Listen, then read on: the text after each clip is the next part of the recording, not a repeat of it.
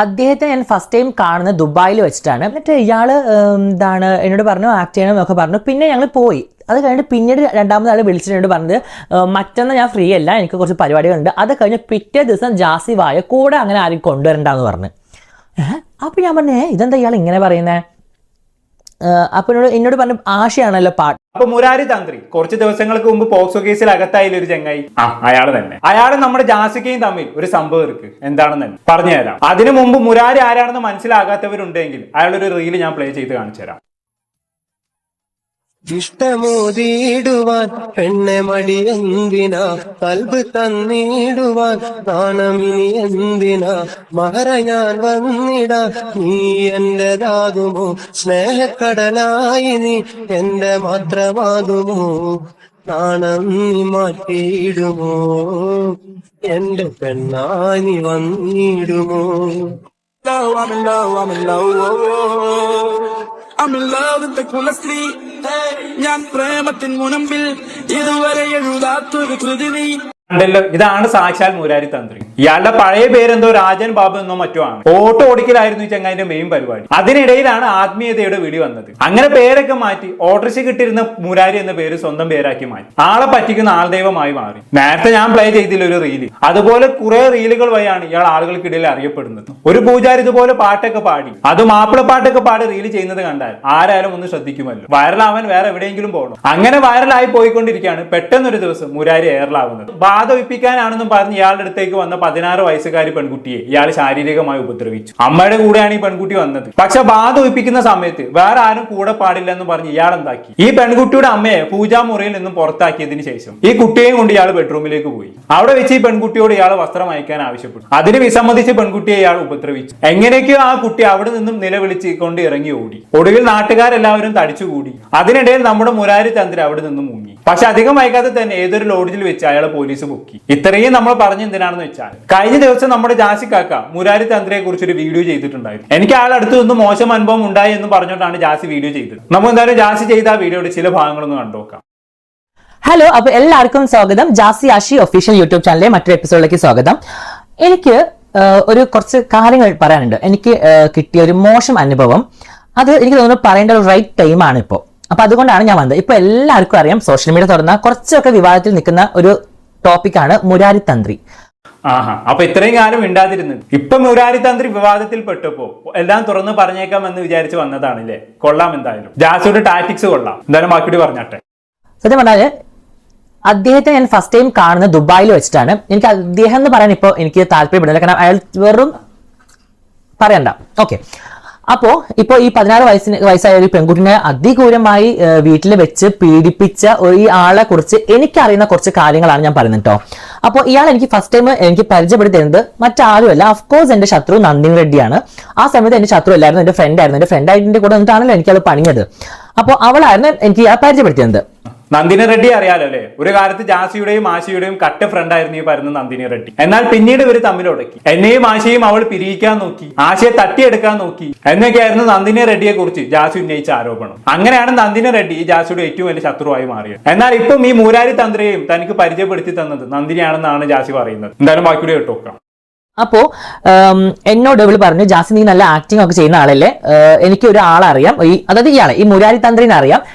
അയാള് പുതിയൊരു സിനിമ എടുക്കുന്നുണ്ട്, അതിൽ നല്ലൊരു റോളിന് വേണ്ടിയിട്ട് അയാൾ കുറെ ആൾക്കാരെ തിരയുന്നുണ്ട്. അപ്പോ അതില് ഒരു ഡാൻസറിന്റെ വേഷം, അതായത് ഒരു ട്രാൻസ്ജെൻഡർ ആയിട്ടുള്ള ഒരു ഡാൻസർ ആയിട്ടുള്ള ഒരു വ്യക്തിയുടെ വേഷമാണ് ഉള്ളത്. അപ്പൊ അത് നിനക്ക് തരാൻ പറഞ്ഞിട്ടുണ്ട്. നിന്റെ കോണ്ടാക്ട് നമ്പർ ചോദിക്കുന്നുണ്ട്, ഞാൻ കൊടുക്കട്ടെ എന്ന് ചോദിച്ചിട്ട് എന്നെ നന്ദിനി വിളിച്ചു. അപ്പൊ ഞാൻ പറഞ്ഞു ഓക്കെ കൊടുത്തോ, നല്ലൊരു കാര്യമല്ലേ. ഞാൻ 3 സ്വപ്നം കണ്ട് നടക്കുന്ന വ്യക്തിയാണ്. അപ്പൊ ആ സമയത്ത് ഞാൻ ഓൾറെഡി ഇങ്ങനെ ട്രാൻസ്മിഷൻ ഒന്നും ആയിട്ടില്ലല്ലോ. ആ സമയത്ത് ഓൾറെഡി ഞാൻ ലേസർ ട്രീറ്റ്മെന്റ് എന്തോ എടുക്കുന്നുണ്ട് തോന്നുന്നു, അല്ലാണ്ട് ഒരു ഹോർമോൺസ് എടുക്കുന്നുണ്ട്, ദുബായിലുള്ള ഹോർമോൺസ് എടുക്കുന്നുണ്ട്, അല്ലാണ്ട് ഒന്നും ഞാൻ ചെയ്യുന്നില്ല. അപ്പൊ ഞാൻ ഓക്കെ, അങ്ങനെ ഞാൻ കോൺടാക്ട് നമ്പർ കൊടുത്തു. അതിനെ വിളിച്ചു, എന്നോട് ചോദിച്ചു ജാസിയുടെ വീഡിയോസ് കുറെ കണ്ടിട്ടുണ്ട്. അപ്പൊ എന്നോട് സ്റ്റോറി ലൈൻ അയാൾ പറഞ്ഞു, എനിക്ക് ഫുൾ സ്റ്റോറി അയാൾ എനിക്ക് പറഞ്ഞു തന്നു ഫോണിലൂടെ. അപ്പൊ എന്നോട് പറഞ്ഞു, ഞാൻ പറഞ്ഞു ഓക്കെ. എന്നിട്ട് എനിക്ക് ഒരു വലിയ ഡയലോഗ് എനിക്ക് തന്നിട്ടുണ്ടായിരുന്നു. ഞാൻ അതൊക്കെ പഴയൊക്കെ എല്ലാം ആഷിക്ക് അറിയാം കേട്ടോ, കാരണം ആഷി ആ സമയത്തൊക്കെ എന്റെ സ്റ്റിലിന്റെ കൂടെ ഉള്ളതുകൊണ്ട് ആഷിക്ക് അറിയാം. ആഷി ഫ്രണ്ട് ഉണ്ട്, ആ ഫ്രണ്ടിനും അറിയാം. അങ്ങനെ ഇയാള് എന്നോട് പറഞ്ഞു, ജാസി എന്താണ് ഒരു കാര്യം ചെയ്യാം, ഡയലോഗ് ആദ്യം തന്നു, അത് ഫുള്ള് പഠിച്ചിട്ട് വീട്ടിലേക്ക് വരാൻ പറഞ്ഞു. അപ്പൊ ദുബായില് എവിടെയാണ് നമ്മൾ പോയത്? കിസീസ് ആയിരുന്നോ? കിസീസിലാണ് ഇയാളുടെ വീട്. ഈ വീടിന്റെ തൊട്ടടുത്ത് തന്നെയാണ് ഈ പറഞ്ഞ നന്ദിനി റെഡ്ഡിയുടെ ബാറും. അപ്പോ ഇയാള് അവിടെ ഇടയ്ക്ക് ബാറിൽ വരുമ്പോ ഇവള് ഫോൺ കൊടുത്ത് സംസാരിക്കാറുണ്ട്, ഇയാൾ ഇവിടെ ബാറിലുണ്ട് എന്ന് പറഞ്ഞിട്ട് അങ്ങനെയൊക്കെ സംസാരിച്ചിട്ടുണ്ട് ആ സമയത്ത്. സത്യം പറഞ്ഞാൽ ഈ പറഞ്ഞ പെൺകുട്ടി കുറെ ഇല്ലീഗൽ ആയിട്ടുള്ള കുറെ ഇതേപോലത്തെ കുറെ കൂടുതൽ ഫ്രണ്ട്സ് ഉണ്ട്. എനിക്ക് ഷോപ്പ് തുടങ്ങുന്ന സമയത്ത്, ദുബായിൽ ഷോപ്പ് തുടങ്ങുന്ന സമയത്ത് ഇതേപോലെ ഒരാളെ എനിക്ക് പരിചയപ്പെടുത്തി തന്നിരുന്നു ഇവള്. ആ സമയത്ത് തുടങ്ങുന്ന മുമ്പേ എനിക്ക് പരിചയപ്പെടുത്തി തന്നത് അയാൾ ഇതേപോലെ കുറെ ക്യാഷ് ഉണ്ടായിരുന്നു, അത് പറ്റിച്ച് അയാൾ അങ്ങ് പോയി. എല്ലാം ഇതേപോലത്തെ കുറെ കള്ളന്മാരും കുറെ പെണ്ണുപിടിയന്മാരും കുറെ ആൾക്കാരൊക്കെയാണ് ഇവിടെ കമ്പനി. അത് പോട്ടെ, അത് ഞാൻ ആ ഭാഗത്തേക്ക് നടക്കുന്നില്ല.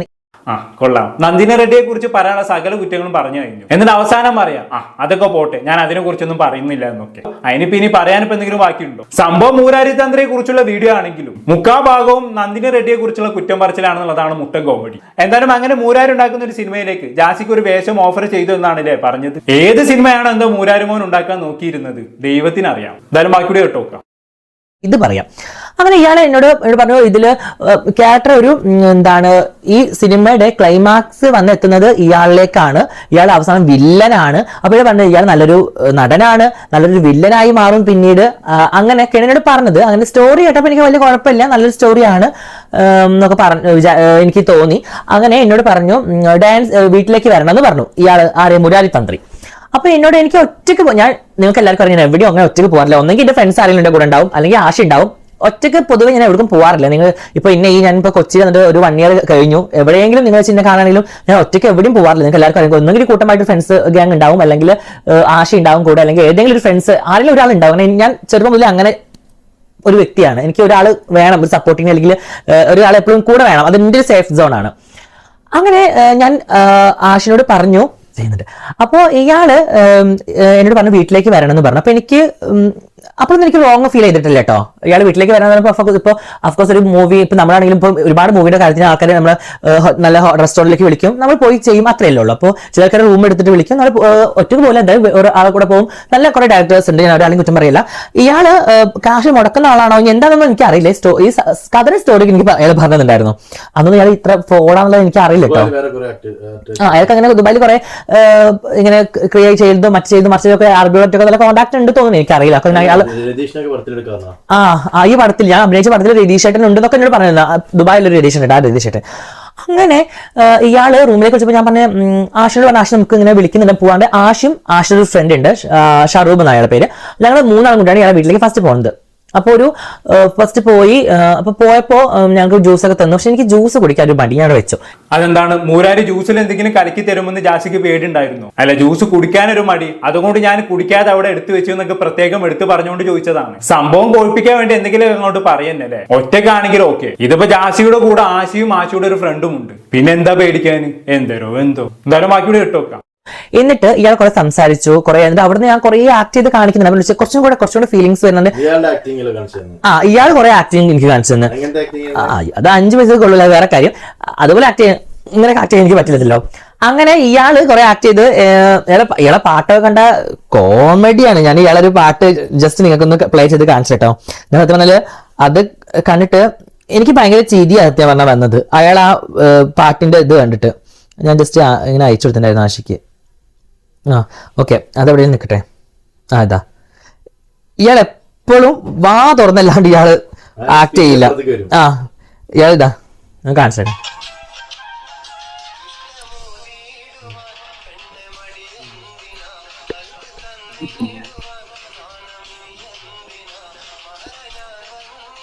അതാ ആഹാ, കൊള്ളാലോ. ജാസി അടിപൊളിയായിട്ട് മിമിക്രൊക്കെ ചെയ്യുന്നുണ്ടല്ലോ. മൂരാരി തന്ത്രിയെ പറിച്ചെടുത്ത് വെച്ച പോലെ ഉണ്ട്. എന്തായാലും ജാസിക്ക് കഴിവുണ്ട് കേട്ടോ, അത് സമ്മതിച്ച്. എന്തായാലും മൂരാരി തന്റെ അഭിനയിച്ച് കാണിച്ചു തന്നു. പക്ഷെ അതെനിക്ക് ഇഷ്ടപ്പെട്ടില്ല എന്നാണ് ജാസി പറഞ്ഞു വെച്ചത് അല്ലേ. ബാക്കിയുടെ കേട്ടോക്കാം. കള്ളെന്ന് പറയാൻ ഒരു ഓട്ടോ ഡ്രൈവറാണ്. പെട്ടെന്ന് ഓട്ടോ ഡ്രൈവർ ആയിട്ടുള്ള ഇയാള് പിന്നെ ഇയാളെ പേര് മാറ്റുന്നു, പേര് മാറ്റുന്നു, ഇയാള് ഇതാക്കുന്നു. അപ്പൊ അതൊക്കെ അവിടെ നിൽക്കട്ടെ ഒരു ഭാഗത്തേക്ക്. എന്നിട്ട് ഇയാള് എന്നോട് പറഞ്ഞു ആക്ട് ചെയ്യണം എന്നൊക്കെ പറഞ്ഞു. പിന്നെ ഞങ്ങൾ പോയി. അത് കഴിഞ്ഞിട്ട് പിന്നീട് 2ാമത് ആൾ വിളിച്ചിട്ട് പറഞ്ഞത് ജാസി എന്തായി എന്ന് വെച്ചു. വലിയൊരു നിഘണ്ടു പോലത്തെ ഒരു സംഭവം എനിക്ക് തന്നു. ഞാൻ അതിൽ ബൈഹാർട്ടായിട്ട് പറഞ്ഞു. പിറ്റേ ദിവസം വിളിച്ച് പറഞ്ഞു മറ്റൊന്ന് ഞാൻ ഫ്രീ അല്ല, എനിക്ക് കുറച്ച് പരിപാടികളുണ്ട്. അത് കഴിഞ്ഞ് പിറ്റേ ദിവസം ജാസി വായ കൂടെ അങ്ങനെ ആരും കൊണ്ടുവരണ്ടെന്ന് പറഞ്ഞു. അപ്പൊ ഞാൻ പറഞ്ഞു ഇതെന്താ ഇയാൾ ഇങ്ങനെ പറയുന്നേ? അപ്പൊ എന്നോട് പറഞ്ഞു ആശയാണല്ലോ പാർട്ട്ണറിനെ കൊണ്ടുവരണ്ട, ജാസി വായോ എന്ന് പറഞ്ഞു. അപ്പൊ എനിക്ക് എന്തോ റോങ് ഫീൽ ചെയ്തു. അതാണ് ഞാൻ ഈ വീഡിയോ ചെയ്യാൻ തന്നെ കാരണം. ഇയാൾ അന്നേ ഇയാൾ തരികിടയാണ്. അല്ല, അന്ന് ഞാൻ ഒന്നുമല്ല, പക്ഷെ എങ്കിൽ പോലും ഇപ്പോ ആണുങ്ങളെയും പീഡിപ്പിക്കുന്ന ആൾക്കാരുണ്ട്, പെണ്ണുങ്ങളും പീഡിപ്പിക്കുന്ന ആൾക്കാരുണ്ട്, ബൈസെക്ഷൽ ആയിട്ടുള്ള ആൾക്കാരൊക്കെ എല്ലാവരും ഉണ്ടല്ലോ. അപ്പൊ അന്ന് ഞാനിങ്ങനെ ഒരു പെൺകുട്ടിയുടെ ശൈലിയാണല്ലോ, അപ്പൊ എനിക്കറിയില്ല.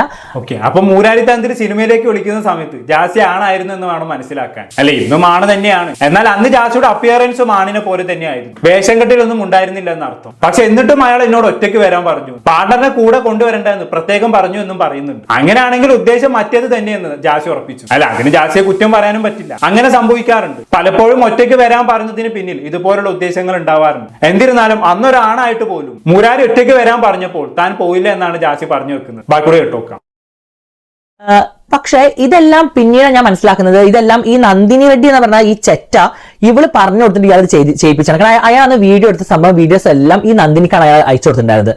അത് വിത്ത് പ്രൂഫ് എനിക്ക് ഒരാള് മുഖേന എനിക്ക് കാണാൻ സാധിച്ചു. സത്യം, കറണ്ട് വന്നു. സത്യമായിട്ടുള്ള സംഭവമായിട്ട് ഞാൻ ഈ പറയുന്നത്. അങ്ങനെ ഇയാള്, ഞാൻ അന്ന് പോയില്ല. അന്ന് കുറേ ആശി പറഞ്ഞു വേണമെങ്കിൽ നീ പൊക്കോ, ഷറൂബിനെ കുട്ടി പൊക്കോ എന്നൊക്കെ പറഞ്ഞു. പക്ഷെ പോയി. എന്താ പറഞ്ഞ ആശി പറഞ്ഞു പൊക്കോ എന്ന് അല്ലേ? എന്നാൽ മറ്റൊരു വീഡിയോയിൽ ജാസി അങ്ങനെ അല്ലല്ലോ പറഞ്ഞത്. ഞാൻ വേണമെങ്കിൽ ആ വീഡിയോ ഒന്ന് പ്ലേ ചെയ്യാം. അന്ന് ഒരു മൂവിയുടെ കാര്യത്തിന് വേണ്ടിയാണ് അയാൾ എന്നെ അപ്രോച്ച് ചെയ്തത്. ഒരു മൂവി ഉണ്ട്, അതിലൊരു ഒരു ഡാൻസർ ആയിട്ടുള്ള ഒരു ട്രാൻസ് ഡാൻസർ ആയിട്ടുള്ള ഒരു കഥാപാത്രം എന്നൊക്കെ പറഞ്ഞിട്ട് എന്നോട് വിളിച്ചു. വീട്ടിലേക്കാണ് വിളിച്ചത്. ഞാൻ അപ്പൊ എന്നോട് പറഞ്ഞു അയാളെ ഞാൻ ഒറ്റയ്ക്ക് പോവാന്ന്. പക്ഷെ ആശി ഉണ്ടായിരുന്നു എന്റെ കൂടെ. ആശി ഞാൻ കൂടെ ആശി ഫ്രണ്ട് ഉണ്ടായിരുന്നു, മൂന്നാളും കൂടെ പോയത്. അത് കഴിഞ്ഞ് എന്നോട് ചോദിച്ചു ഇനി ഒരു വട്ടം കൂടി വരണം, ഡയലോഗ് തന്നു, ഡയലോഗ് പഠിച്ചിട്ട് വരണം എന്ന് പറഞ്ഞു. അപ്പോൾ അന്ന് വരുന്ന സമയത്ത് ഇങ്ങനെ ആശി എങ്ങനെ വരുന്നത്, ഒറ്റയ്ക്ക് വന്നാൽ മതി, പേടിക്കേണ്ട ആവശ്യമൊന്നുമില്ല, നമ്മൾ ഇപ്പോൾ നല്ല ഫ്രണ്ട്സ് അല്ലേ, ടിക്ടോക്ക് ഉണ്ടെന്ന്, ടിക്ടോക്ക് ഫ്രണ്ട്സ് അല്ലേ എന്നൊക്കെ പറഞ്ഞാൽ. പക്ഷെ രണ്ടാമത്തെ ഒരു ഇതിന് ഞാൻ പോയില്ല, അപ്പൊ സമ്മതിച്ചില്ല പോകാനായിട്ട്. കേട്ടല്ലോ, ശരിക്കും കേട്ടല്ലോ.